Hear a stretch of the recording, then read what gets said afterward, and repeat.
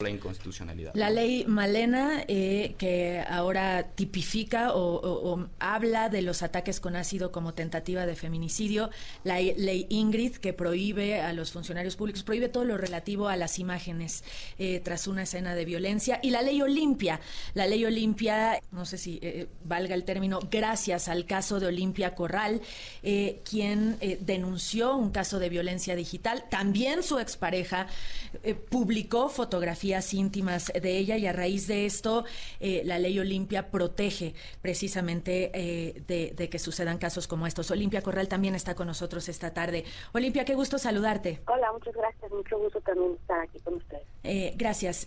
Bueno, pues bienvenida también a esto, Malena, la mamá de Ingrid, y tú en esta misma mesa, casos que duelen, casos que han lastimado y siguen lastimando a la sociedad, pero digamos que han encontrado un cauce positivo en el caso con tu ley, la ley Olimpia. Sí, bueno, pues definitivamente no es algo que yo haya hecho sola, y tampoco es que llegamos a los congresos y presentamos un proyecto de reforma diciendo aquí está la ley Olimpia, se llama la ley Olimpia y digan la ley Olimpia. Fue a raíz del conocimiento del caso, ¿no?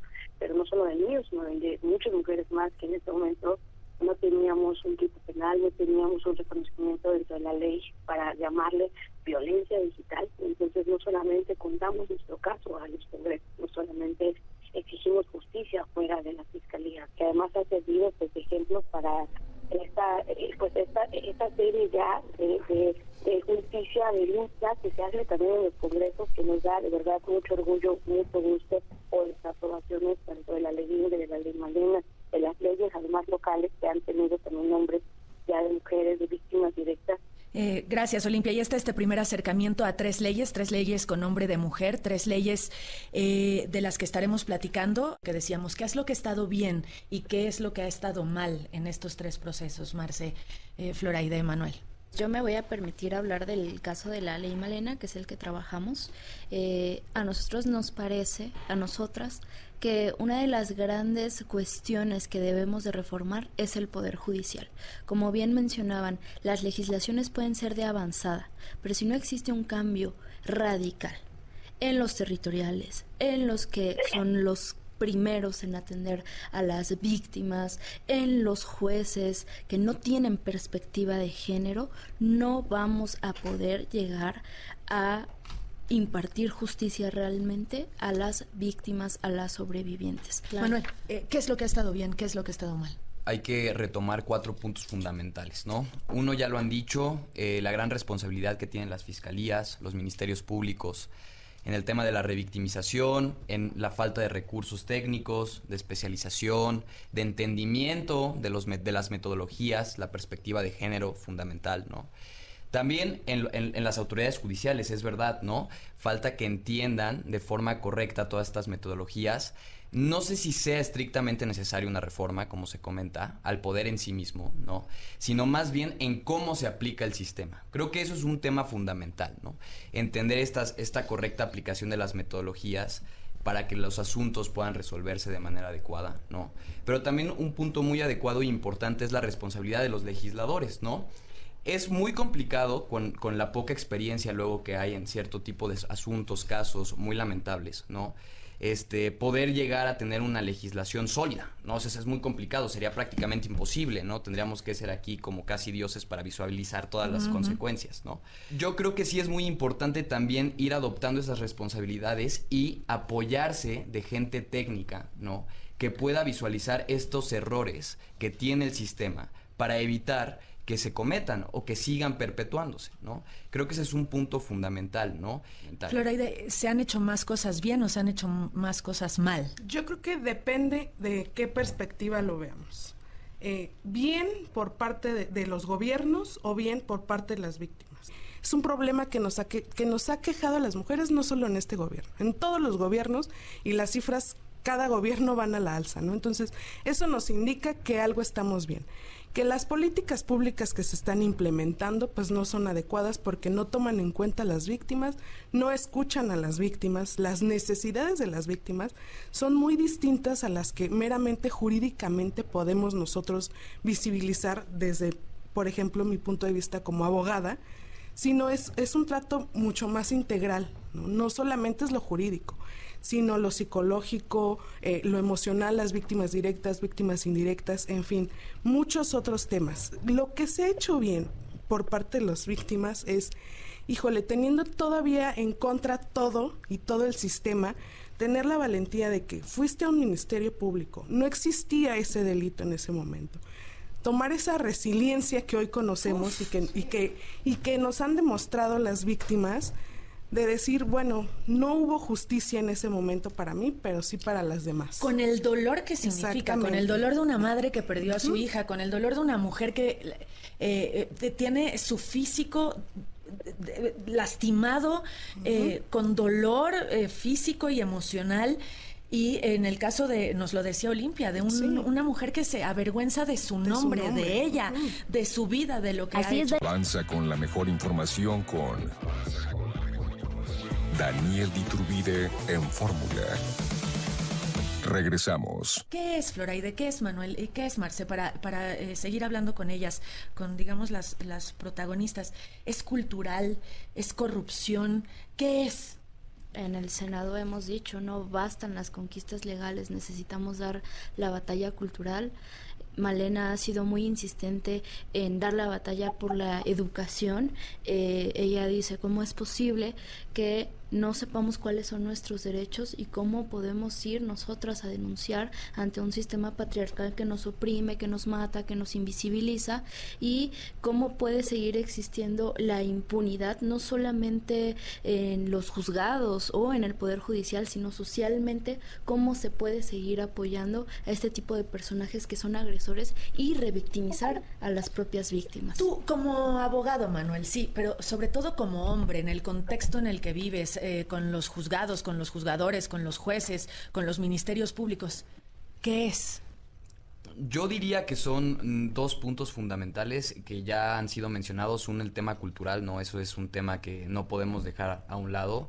Y aquí escuchando, como lo comentan, es muy importante que nosotros como hombres también nos responsabilicemos de nuestras propias conductas, más allá de juzgar si podemos o no ser feministas, que creo que es un tema que ya se ha platicado muy abiertamente y está superadísimo, ¿no? Pero creo que es un tema muy cultural, un tema de cambio, un tema de aprendizaje, un tema de entendimiento de que las cosas tienen que ir modificando, tienen que ir cambiando. Y en el tema de la corrupción y en el tema de la infraestructura de las autoridades que el Estado pone a disposición para este tipo de asuntos, creo que también tenemos un rezago tremendo. O sea, eso es, yo creo que uno de los temas más importantes, ¿no? No solamente el tema de la conquista legislativa, de los derechos en esos términos, sino que también exista una reestructura institucional para atender de forma adecuada ese tipo de casos. Y creo que va muy de la mano, ¿no? Son un tema cultural, un tema de reestructura institucional y un tema también de visualizar la situación, ¿no? ¿Coincides, Flor?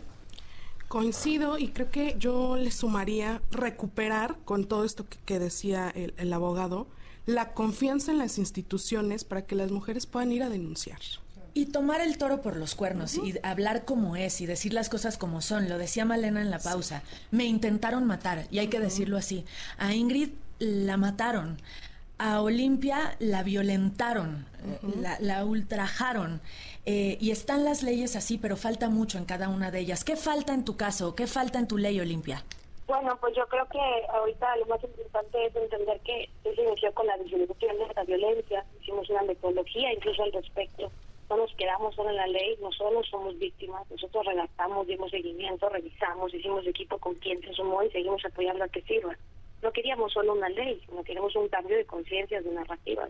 Regresamos por justicia e insistimos también en los programas de prevención y educación digital. Ya le hablamos a los congresos, ya le hablamos a la sociedad, pero falta un tercer ente, las empresas privadas, las empresas que llamamos imperios digitales, ¿no? En donde claro que una mujer fue la que descubre este algoritmo. Estos algoritmos son patriarcales, estos algoritmos tienen una visibilidad directa a la hipersexualización de nuestros cuerpos, se gana dinero con la explotación de nuestros cuerpos y estas empresas no están dando esos seguimientos. Estamos en la redacción de una ley en América Latina, ya se aprobó también la ley Olimpia en Argentina, y así lográramos la aprobación en toda la América Latina, mientras ese tercer ojo, ese tercer ente, ese tercer responsable de la violencia digital no se haga responsable y no se haga visible, no vamos a avanzar, y eso son las empresas digitales, las empresas servicios de Internet, pero sobre todas las cosas, el empleo digital en las redes digitales, Mark Zuckerberg, Jeff Bezos y todos aquellos que nos llevan el control de los algoritmos digitales. Hoy 6 de cada 10 compañeras que han denunciado, al menos, por ejemplo, los únicos datos que tenemos vigentes son de la Ciudad de México, en donde no conocen a sus agresores directamente, no tienen un vínculo directo con las pruebas, y de unas pruebas tenemos que pedírselas a las empresas digitales, a Facebook, a Twitter, a Instagram, y nos están tardando de 6 meses hasta 2 años en dar esas pruebas, y por lo tanto, de por sí ya es cansada la justicia patriarcal, ya es cansado llegar a la fiscalía, todavía sin esos instrumentos, pues todavía es el triple de revictimización que se vive ante los casos específicos de este tipo de violencia digital. Hay que entender, además de muchísimas cosas que por supuesto hacen falta, que no se debe de quedar solo en el bombo de platillo de una ley, sino que además de entender que hay muchísimas más consecuencias. Nosotras no queremos solo una ley Olimpia en la legislación, sino queremos una consecuencia de que al menos no haya ni una sola mujer que tenga la posibilidad de subir los contenidos sin violar la libertad de expresión, por supuesto, pero ni siquiera haya la posibilidad de que en un futuro estas empresas se sigan enriqueciendo con la explotación de nuestros cuerpos. Qué fuerte lo que dices, Olimpia. ¿Qué falta, señor Antelmo? Pues, como ya se ha dicho, hay que trabajar en ello. O sea, en mi caso, pues como haya sido, implementaron esa ley y pues creo que de cierta forma, si no lo hacen los demás, pues creo que me va a tocar a mí impulsar esa ley. A usted con todo el apoyo y con toda la red de apoyo con la que por supuesto cuenta y de la que formamos parte, no lo dude ni un segundo. Gracias. ¿Qué falta, Malena? Responsabilidad social, porque cuando se comienza a tener esta conciencia, yo creo que comenzamos a generar esa empatía en cada espacio, ¿no? Tanto legislativo, por ejemplo, no podemos permitir que nuestros agresores sigan teniendo poder, sigan teniendo espacios de poder, ¿no? Como lo es Alejandro Murat Hinojosa, que creo que ya quiere ser legislador plurinominal, me enteré el día de hoy. Entonces, ¿qué mensajes están mandando los que se han colgado de nuestra lucha diciendo que toca una mujer presidenta, pero están tomando en cuenta a nuestros agresores? Es totalmente incongruente y es un terrible mensaje, no para mí, para todas las mujeres mexicanas.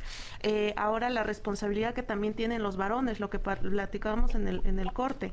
No queremos hombres feministas, es ridículo, pero sí lo que queremos es que los hombres, y fíjate, es tan básico y tan sencillo, solamente queremos que nos dejen de violentar, que sean responsables con lo que hacen, ¿no? Es que, sí, y para terminar, no es feminismo hablar de esto, y esta mesa no es una mesa feminista, no es una mesa que tenga el feminismo como título ni como nombre, es una mesa de derecho a vivir, de libertad.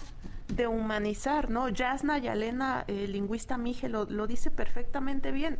Hay personas que no se pueden autodefinir como feministas. Lo interesante es cómo nombras y cómo vives el feminismo en cada territorio que habitamos, ¿no? En la sierra, en la costa, en el norte del país, en Estados Unidos, en Guatemala, ¿cómo lo estamos nombrando? Gracias por venir a hablar de libertad. Gracias, Malena. Gracias, señora. Gracias de verdad, Olimpia. Muchísimas gracias, Manuel, Floraide, Marce.